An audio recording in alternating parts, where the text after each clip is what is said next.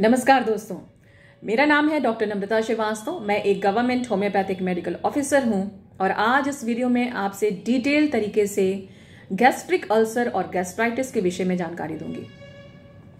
दोस्तों, gastric ulcer एक बहुत ही कॉमन प्रॉब्लम है। इसके बहुत सारे पेशेंट्स देखने को मुझे मिलते हैं, तो मुझे लगा कि इसके जो प्रेजेंटिंग साइन एंड सिम्टम्स हैं वो सभी को जानने चाहिए कि इसका जो टिपिकल दर्द होता है वो कैसा होता है, कैसे इसको पहचाना जा सकता है कि ये गैस्ट्रिक अल्सर का दर्द हो रहा है और टाइमली इसका ट्रीटमेंट करके इसको ठीक किया जा सकता है। इसके साथ ही साथ गैस्ट्रिक अल्सर के मुख्य कारण क्या होते हैं, इसके कॉम्प्लिकेशंस क्या होते हैं और होम्योपैथी में इसको ठीक करने का क्या तरीका है। दोस्तों, गैस्ट्रिक अल्सर की अगर बात करें तो ये एक तरीके का घाव होता है जो हमारे खाने की थैली में हो जाता है। It's a type of painful source in the lining of the stomach. ये पेप्टिक अल्सर की एक कैटेगरी में आता है, जिसमें दूसरी कैटेगरी होती है ड्यूडेनल अल्सर की। लेकिन इस वीडियो में मैं डिटेल तरीके से आपको गैस्ट्रिक अल्सर के बारे में जानकारी देने जा रही हूँ। दोस्तों, हमारा जो स्टमक होता है उसमें बहुत सारे डाइजेस्टिव जूसेस होते हैं। एक एसिड होता है हाइड्रोक्लोरिक एसिड, जो हमारे खाने को पचाने का काम करता है। इसके साथ ही साथ हमारी स्टमक की वॉल के ऊपर एक मोटी सी म्यूकस लेयर होती है जो इन डाइजेस्टिव जूसेस को इस स्टमक वॉल के संपर्क में आने से रोकती है। लेकिन कुछ कारणवश अगर ये जो म्यूकस की लेयर है खराब होने लगे, पतली होने लगे या कुछ जगहों से हट जाए, तो ये डाइजेस्टिव जूसेस जब हमारी स्टमक की वॉल के संपर्क में आएंगे तो धीरे धीरे करके वहां पे इरोजन्स, इन्फ्लेमेशन को पैदा करेंगे और फिर इन अ कोर्स ऑफ टाइम वहां पे अल्सर को बना देंगे। दोस्तों, अल्सर होने का मुख्य कारण क्या है ये भी जानना बहुत जरूरी है। बेसिकली इसके 3 टाइप्स होते हैं या 3 कारण होते हैं। इसमें सबसे प्रमुख कारण होता है हेलिकोबैक्टर पाइलोरी का इन्फेक्शन। ये एक प्रकार का बैक्टीरिया होता है।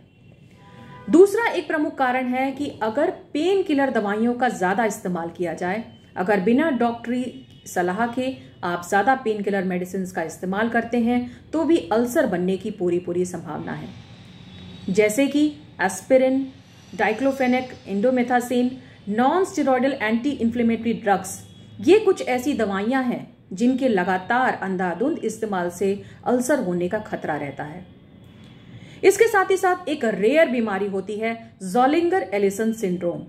ये एक रेयर कंडीशन होती है जिसमें HCl बनने की मात्रा हमारे पेट में बढ़ जाती है और गैस्ट्रिक और ड्यूडेनल दोनों टाइप के अल्सर होने की संभावना रहती है। चलिए अब बात कर लेते हैं इसके साइन एंड सिम्टम्स की। दोस्तों, साइन एंड सिम्टम्स इस बात पे निर्भर करते हैं कि जो गैस्ट्रिक अल्सर है वो कितना बड़ा है, उसकी डेप्थ है, यानी वो कितना गहरा है, उसकी लोकेशन क्या है। जनरली जो इसका पेन होता है, गैस्ट्रिक अल्सर का जो दर्द होता है वो जलन युक्त होता है, यानी दर्द के साथ साथ आपको जलन भी होगी। दोनों सिम्टम्स भी होते हैं। टिपिकल बर्निंग पेन होता है। इसकी लोकेशन की बात करें तो ये एपीगैस्ट्रिक रीजन में होता है, यानी आपके सीने के ठीक निचला हिस्सा और पेट का सबसे ऊपरी मध्य हिस्सा एपीगैस्ट्रिक रीजन कहलाता है। वहीं पर इसका बर्निंग पेन शुरू होता है। साथ ही साथ आपको हार्ट बर्न यानी सीने में जलन की शिकायत भी हो सकती है। इसकी सबसे बड़ी खासियत ये है कि जब इसका जो दर्द होता है वो खाली पेट ज्यादा होता है। अगर आप कुछ खा लेते हैं या कुछ पी लेते हैं तो इसका दर्द कम हो जाता है। गैस्ट्रिक अल्सर का जो दर्द होता है वो कुछ मिनटों से लेकर कुछ घंटों तक हो सकता है। वॉमिटिंग और नौजिया जैसा भी फील हो सकता है। और कुछ लोगों में जिनके अंदर अल्सर बहुत दिनों तक बना रह जाए, उनको एनीमिया की प्रॉब्लम जब होती है तो उनकी सांस भी फूलने लगती है। इसके साथ ही साथ ब्लैक टारी स्टूल्स भी हो सकते हैं। तो दोस्तों, इस बात को ध्यान देने की जरूरत है कि अगर किसी व्यक्ति का दर्द खाना खाने के बाद घट जाता है और खाली पेट रहने पर बढ़ जाता है तो ये गैस्ट्रिक अल्सर का दर्द हो सकता है। तो चलिए बात कर लेते हैं कि इसके कॉम्प्लिकेशंस क्या हैं। कॉम्प्लिकेशंस भी जानना इसलिए जरूरी है क्योंकि कई बार ऐसा देखा गया कि इस तरीके का जो बर्निंग पेन है या फिर सीने में जलन है, इसको लोग हल्के में लेते हैं और धीरे धीरे करके जब अल्सर बड़ा होता जाता है तो अपने कॉम्प्लिकेटेड स्वरूप के सामने आ जाता है। अगर इसकी कॉम्प्लिकेशन की बात करें तो ब्लीडिंग हो सकती है माउथ से, यानी ब्लडी वॉमिटिंग हो सकती है। 4 से 5 ml तक ब्लड मुंह से आ सकता है। अगर गैस्ट्रिक अल्सर का जो मरीज है उसके खाने पीने की आदतें सही नहीं है, वो खाना ठीक टाइम पर नहीं खाता है, बहुत ज्यादा ऑयली, स्पाइसी और नॉनवेज फूड का सेवन करता है, तो ब्लड की आने की जो मात्रा है वो बहुत ज्यादा हो सकती है, यानी कि लाइफ थ्रेटनिंग ब्लीडिंग भी मुंह के द्वारा हो सकती है। इसके साथ ही साथ अगर इसके सबसे बड़े जो कॉम्प्लिकेशन की बात करें तो परफोरेशन हो सकता है। धीरे धीरे करके इन कोर्स ऑफ टाइम अगर अल्सर का इलाज नहीं होता है, अगर इनके जो सिम्टम्स हैं उस पर ध्यान नहीं दिया जाता है, तो जब ये अल्सर गहरा होता जाता है तो ये स्टमक की जो वॉल है उसमें परफोरेशन यानी छेद कर देता है। छेद हो जाने के बाद जो खाना और जो एसिड्स होते हैं, जो डाइजेस्टिव जूसेस होते हैं, वो हमारे स्टमक के रास्ते से पेरिटोनियम में चले जाते हैं और ये एक लाइफ थ्रेटनिंग सिचुएशन होती है। जब ये छेद होता है और इस प्रोसेस के दौरान इतना तेज दर्द होता है कि व्यक्ति बर्दाश्त नहीं कर पाता।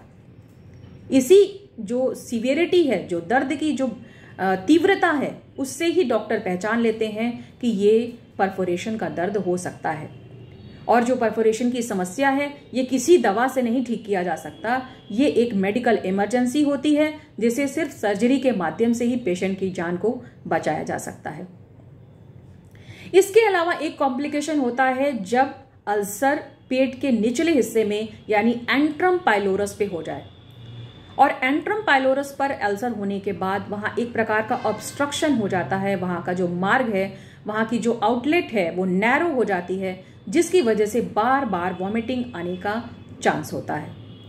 वॉमिटिंग जो होती है इस तरीके के केस में वो बहुत ज़्यादा मात्रा में होती है, यानी वॉल्यूम बहुत ज़्यादा होती है, बहुत फ्रीक्वेंट वॉमिटिंग होती है, साथ ही साथ स्टेल वॉमिटिंग होती है, यानी वॉमिटिंग में से ऑफेंसिव स्मेल आती है।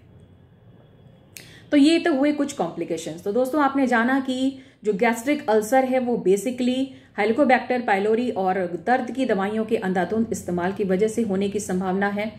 साथ ही साथ इसका जो दर्द होता है वो एपिगैस्ट्रिक रीजन में होता है, खाली पेट ज्यादा होता है और कुछ खा लेने के बाद आराम हो जाता है। बर्निंग पेन यानी टिपिकल जलन युक्त दर्द होता है गैस्ट्रिक अल्सर के दर्द में, और इसके साथ ही साथ जलन के साथ ही साथ आपको वॉमिटिंग जैसा महसूस हो सकता है, मुंह से ब्लड आ सकता है और ब्लैक टारी स्टूल्स हो सकते हैं। तो ये थी कुछ खास इन्फॉर्मेशन गैस्ट्रिक अल्सर के बारे में। अब ये भी जानना आपके लिए जरूरी है कि होम्योपैथी में इसका क्या इलाज है। दोस्तों गैस्ट्रिक अल्सर का कोई भी सिम्टम हो, चाहे वो प्राइमरी हो या फिर गैस्ट्रिक आपका जो ब्लीडिंग वॉमिटिंग है, माउथ फ्रॉम माउथ है, इस स्टेज तक बहुत अच्छी दवाइयां हैं जिन्हें पेशेंट के सिम्टम्स के अकॉर्डिंग सिलेक्ट किया जाता है और अच्छे रिजल्ट्स देखने को मिलते हैं। कुछ दवाइयों का नाम ले रही हूं, लेकिन इनका इस्तेमाल तभी किया जाता है जब इन्हें पेशेंट्स के लक्षण के साथ मैच किया जाता है। Anacardium, bovista, lycopodium, nux vomica, carbo veg, carica papaya Q, china Q, carduus marianus Q, ये कुछ ऐसी दवाइयां हैं जो कि गैस्ट्रिक अल्सर के केस में काफी मदद करती हैं, लेकिन हर बार मैं कहती हूं according to the symptoms of the patient. उम्मीद करती हूं गैस्ट्रिक अल्सर से जुड़ी हुई आज की जानकारी आपके लिए काफी फायदेमंद साबित होगी, और अगर आपको अच्छी लगे तो इसे लाइक, शेयर, फॉरवर्ड करना मत भूलिएगा। अपना बहुत ख्याल रखिएगा। धन्यवाद।